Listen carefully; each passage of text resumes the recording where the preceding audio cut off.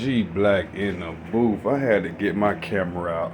I need cameras all around this motherfucker. Man, you would capture some shit.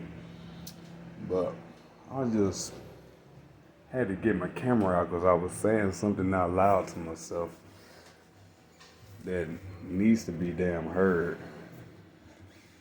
I don't know if I'm the only one that suffer from this. I clearly can't be the only one that goes through this in life. I can't be the only one. But I be feeling like I'm by my damn self. And I want to talk about how motherfuckers don't own up to the part they play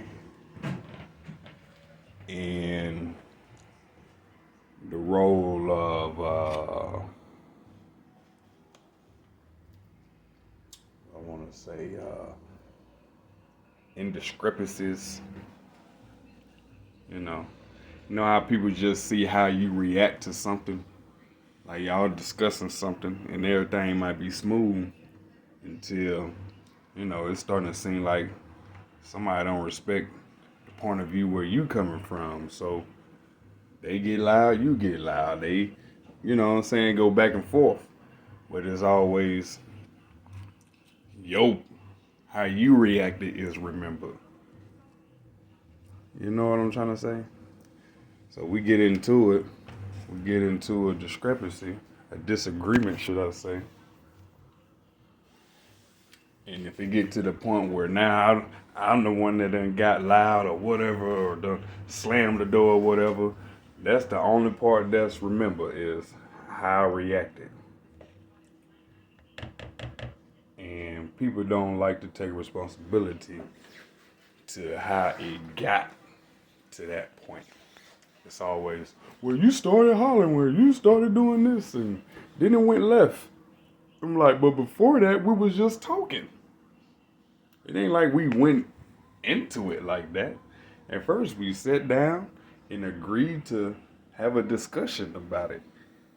You know, on your end, you wasn't hearing me, and on my end, I guess I wasn't hearing you. And then, it got a little tempered.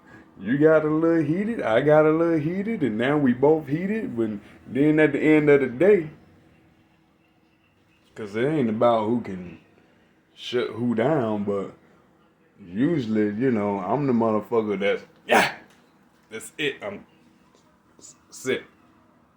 So now it's, oh, look how you reacted.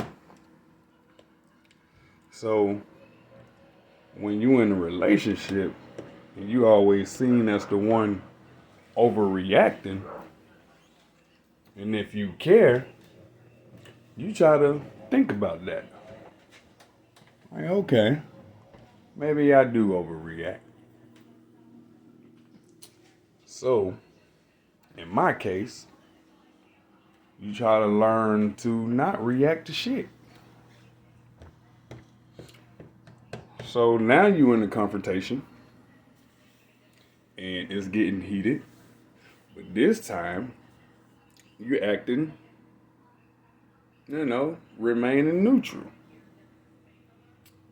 And you're not doing this overly emotional, excited reaction that they would normally get from you.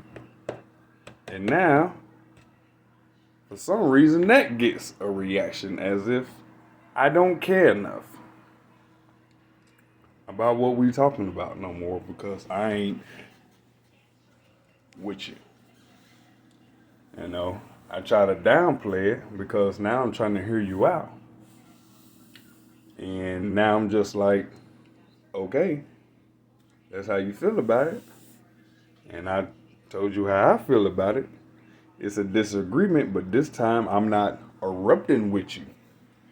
And that get looked at as if now you don't care enough.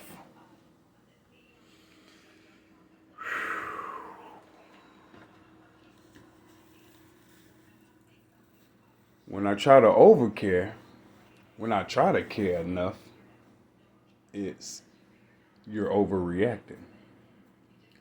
When you less react, you don't care enough.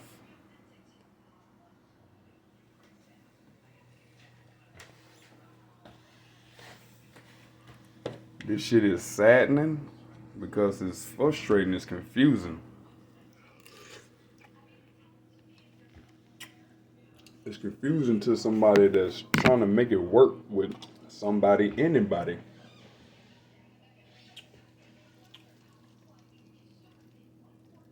Like, if I ain't got the solution you looking for, or what you trying to get me to agree on, what I can do is at least keep myself under control. And sometimes within doing so, people take that as if you're not reacting enough. But when you used to react, that was overreacting.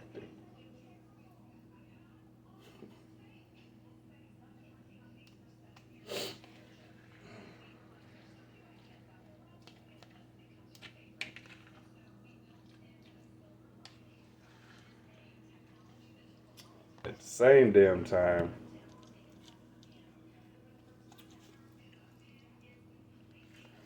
while we're going through these disagreements, there's a whole other entity and things going on around that.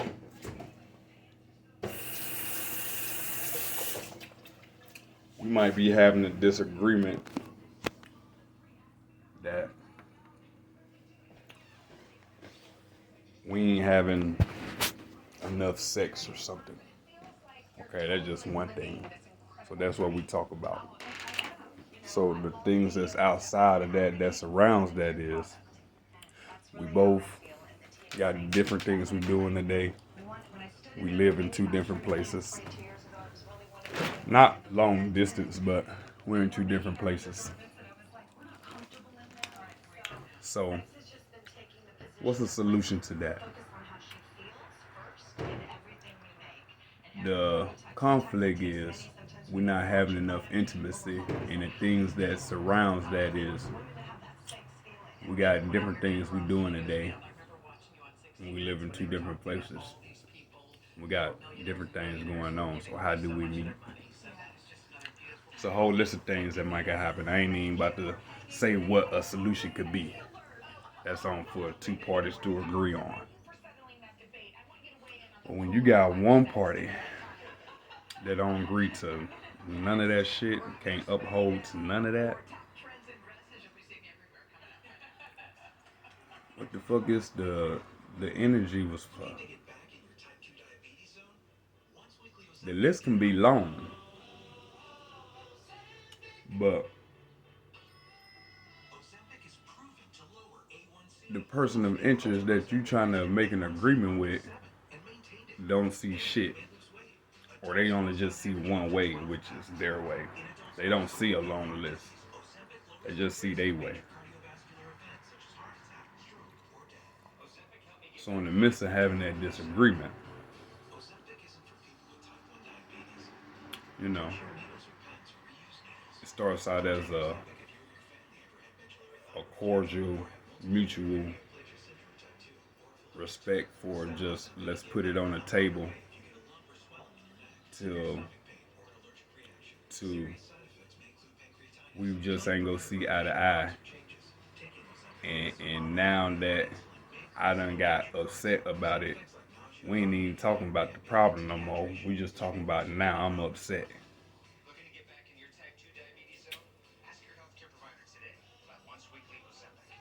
And how I'm reacting now.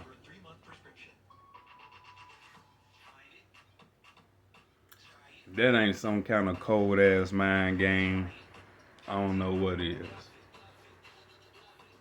Either it's a cold ass mind game or you lack the inability to really see things through with people.